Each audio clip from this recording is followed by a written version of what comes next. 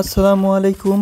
দেশ এবং দেশের বাইরে থেকে কৃষি উদ্যোক্তা ভাই ও বোনেরা কেমন আছেন আপনারা? আজকে সকাল সকাল ভাস্তিক নিয়ে কিন্তু বের হয়েছিলাম একটা জাল লাগানোর জন্য। মূলত আজকে হাটে গেছিলাম, হাটে যা দুইটা জাল কিনছি। আসলে নতুন পানিতে অনেক মাছ হইছে, অনেকে মাছ ধরতিছে, তো সেজন্য ভাস্তিক কইলাম যে চলো দুইটা জাল কিনে নিয়ে আসি। ভাস্তিও কইলো যে কাকা চলেন যাই, তাহলে দুইটা কারেন্ট জাল নিয়ে আসি, দেখি কিরকম মাছ ধরে। সেইভাবে কিন্তু 2 গাছ জাল নিয়ে আসছি। আজকে জাল দুইটা লাগাবো, আর লাগানোর পরে কি মাছ ধরলো তা আপনারা তো দেখতেই পারবেন। দেশ এবং প্রবাস থেকে যারা আমাদের ভিডিওগুলো দেখেন এবং আমাকে অনেক ভালোবাসেন, অবশ্যই কিন্তু আপনাদের সাথে শেয়ার করার জন্য ভিডিওগুলো তৈরি করি। আমরা গ্রামের মানুষ, গ্রামে থাকি, গ্রামের পরিবেশটা আপনাদের সাথে শেয়ার করি। বিভিন্ন রকম মাছ ধরার ভিডিওগুলো কিন্তু আমার চ্যানেলে দিয়ে থাকি। আপনাদের কাছে একটা রিকোয়েস্ট থাকবে, কে কোথা থেকে ভিডিও দেখেন একটু আমাকে কমেন্ট বক্সে জানাবেন। যাই হোক, এগুলো কিন্তু আমন ধান কিন্তু পানির সাথে সাথে বাড়া শুরু হয়েছে। আসলে বর্ষার পানি যে পরিমাণে বাড়বে, সেই পানির সাথে সাথে কিন্তু আমন ধানও বেড়ে উঠবে। আর আপনারা অনেকেই জানেন যে বর্ষার পানি শেষ হয়ে যাওয়ার সাথে সাথে কিন্তু আমন ধান কেটে ফেলা হয়। যাই হোক, কথা বলতে বলতে কিন্তু পানির অনেকটাই কাছাকাছি চলে আসছে। ধানের বইয়ের কাছাকাছি দিয়ে দেখেন অনেকেই কিন্তু জাল লাগাইছে, এই যে দেখতে পাচ্ছেন।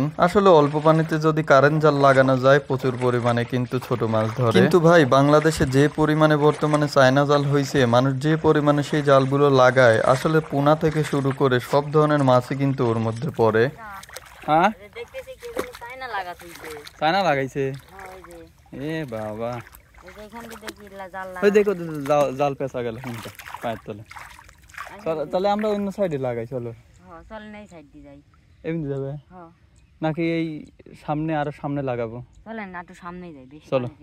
প্রচুর পরিমাণে জাল কিন্তু মানুষজন এদিক দিয়ে লাগাইছে, তা আমি আর ভাইস্তে চিন্তা করলাম যে এদিকে আর লাগাবো না, সামনের দিকে যাই। কিন্তু এদিকে যতই যাচ্ছি সেতই কিন্তু পানিও বেড়ে যাচ্ছে। আর ভাইস্তেও কইলো যে কাকা, এদিক দিয়ে যদি জাল লাগাই মনে হয় মাছ ধরবি না, আর একটু সামনের দিকে যাওয়া লাগবে। পরে খোঁজাখুঁজি করার পর কিন্তু একটা ভালো একটা জায়গা পেলাম লাগানোর মতো। পরে ভাইস্তি কইলো যে কাকা, তাহলে জালটার বরটা আগে দেখিলেই যে কি পরিমাণে বর আছে এই পানির সাথে, এখানে লাগালে পরে ভালো হবে নাকি। পরে দুজন মিলে বরটা চেক করে নিলাম, দেখলাম যে না, মোটামুটি এই পানির সাথে এখানে ঠিকই আছে। এই পানিতে লাগালেই সব থেকে বেশি বেটার হবে।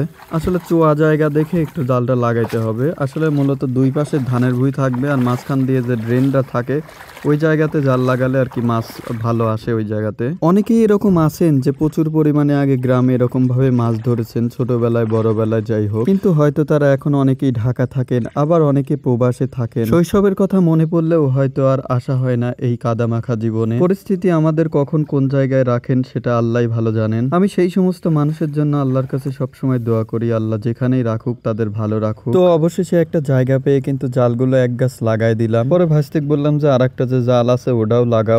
দুই সাইজের জাল নিয়ে আসছি, একটা হচ্ছে 1 সাইজের জাল আর একটা হচ্ছে সোয়া সাইজের জাল। জালগুলো লাগানো প্রায় শেষ হয়ে গেলে কিন্তু আমরা আবার আসবো। তো প্রায় জালগুলো শেষের দিকে লাগানো, এখন আমরা বাড়িতে যাব এবং বাড়িতে যেয়ে সকালবেলা আবার আসবো। তো আলহামদুলিল্লাহ, আল্লাহর রহমতে সকালবেলা আবার চলে আসলাম আমি আর ভাইস্তি কইলো যে কাকা, হাতে করে 2টি লাঠি নিয়ে যাই, কারণ হচ্ছে যদি সাপ বাঁধে তাহলে কিন্তু সুরানি লাগবে নি। তো যেই কথা সেই কাজ, 2টা লাঠি কিন্তু ভাইস্তি হাতে করে নিয়ে আইছে। তো যাই হোক, হাঁটতে হাঁটতে জালের কাছে কিন্তু প্রথম চলে আসলাম। কাকা, বছরের প্রথম মাছ নতুন জালে পুঁটি মাছ ধরছে, একবারে দেশি পুঁটি। সেই সুন্দর, মাশাআল্লাহ মাশাআল্লাহ মাশাআল্লাহ। শুনি, হ্যাঁ খুলো। মাশাআল্লাহ, সুন্দর পুঁটি, একবারে তাজা পুঁটি। ও,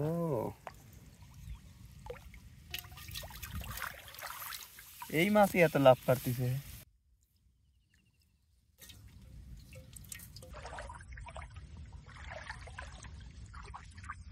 তো ভাতিজাকে সাথে পেয়ে কিন্তু অনেকগুলো মাছ পেয়ে গেছিলাম। আসলে আল্লাহ কপালে যেটা দিবে সেটাই হবে, এটা হচ্ছে রিজিক। সবথেকে বড় কথা, নিজে কষ্ট করে যদি মাছ মেরে খাওয়া হয়, ওই মাছটা কিন্তু স্বাদও লাগে, সেটা যে মাছই কেন না হয়। কোথা থেকে ভিডিওটি দেখলেন অবশ্যই কিন্তু কমেন্ট বক্সে জানাবেন এবং চ্যানেলটি সাবস্ক্রাইব করবেন। তো যাই হোক, অবশেষে যেই কটা মাছ পেলাম আলহামদুলিল্লাহ শুকরিয়া, এখন বাড়ির দিকে যাওয়ার পালা। আর ভাস্তিও কিন্তু খুব খুশি হয়েছে, অল্প মাছ হলেও কিন্তু সে কিন্তু অনেক খুশি, তার মনে কোনো আফসোস নাই। এই যে আলহামদুলিল্লাহ আজকের মাছ অল্প পরিমাণে, প্রথম দিন, নতুন পানি, আলহামদুলিল্লাহ দেখা যাক।